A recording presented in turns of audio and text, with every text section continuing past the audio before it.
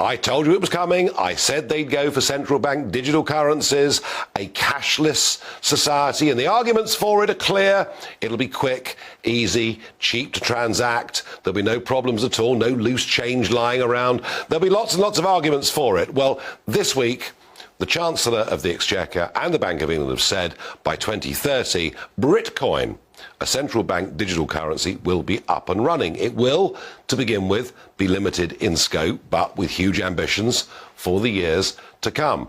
I think this could pose some real threats. It actually gives government pretty much total control over our lives, because they can just press a button and close our bank accounts. No, they wouldn't do that now, would they? Well, think about it. Those Canadian truckers, they were legally and lawfully going about their business driving trucks, but legislation came in demanding that unless they'd been double vaxxed, they couldn't continue in their cabins doing long-distance lorry driving. And they protested, and in the end, their bank accounts were closed down by the Canadian government. Well, with a central bank digital currency, anyone that decides to stand up and fight against the government could be pressed down simply with the push of a button. That is my concern. What is it all going to mean? Well, joining me down the line is Leah Harpern. She's a podcaster, but also the author of Undressing Bitcoin, not Britcoin, Bitcoin. Leah, thank you and welcome for joining me this evening. Just explain central bank digital currencies. This isn't just the Bank of England considering this, is it? Exactly. Currently, more than 90% of central banks globally are all working on bringing out a central bank digital currency. And I think it's really important to elaborate on what exactly that is. A central bank digital currency is basically what we have now. So it's fiat currency, but it's going to be entirely digital, which means absolutely in the control of the government and the central bank. So as you mentioned, government, since they own it, they're able to program it in a way that we've never seen before. So as you said, if for whatever reason you don't do as you're told and you don't take 3 vaccines, 4 vaccines, or whatever it is, the money can just be programmed to be used against you. The perfect example is right now we're living during this supposed climate crisis where they want to implement a carbon allowance. So how do you do that? Well, it's very simple. You just program the money in a way that you cannot do with the current cash that we have.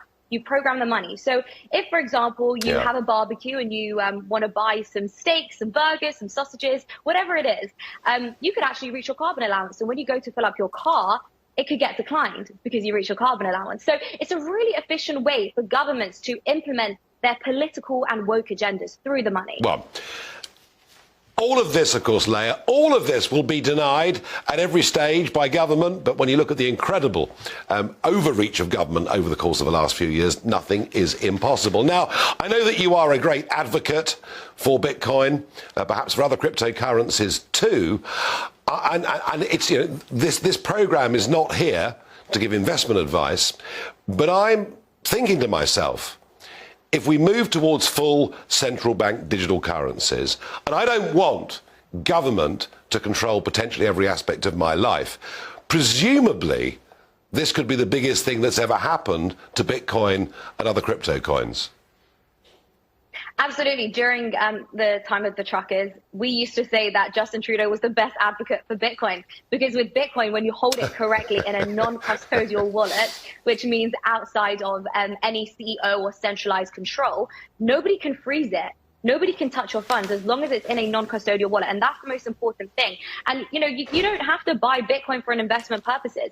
It's about being a sovereign individual, because money is the energy which fuels your life. So if you don't have control of your money, you don't have control over anything. And you, in my opinion, really just become a slave, because if the government can make your money expire, if the government can freeze it in the name of terrorism or national security, then what freedom do you have in society as an individual? You have none. And that's why, of course, I'm a huge advocate for Bitcoin, because nobody can touch it. There's no CEO. There's no centralized authority, fully decentralized, in the control of just you.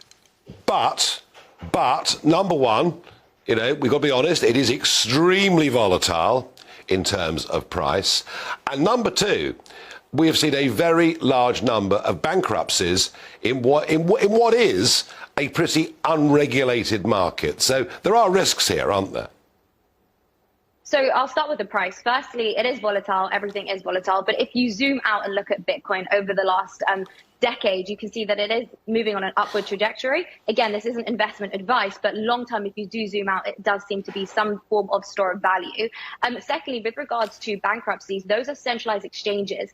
And I would never advocate leaving your money on a centralized exchange. That's really the same as leaving it in a bank with no insurance and no regulation. So don't do that. Nope. Okay. Well, Leah, thank you once again for joining me on this programme. Thank you very much indeed. And folks, as I say, I'm not giving investment advice, but I can see it. If central bank digital currencies come, fully within the next decade, a lot of people will go for other options.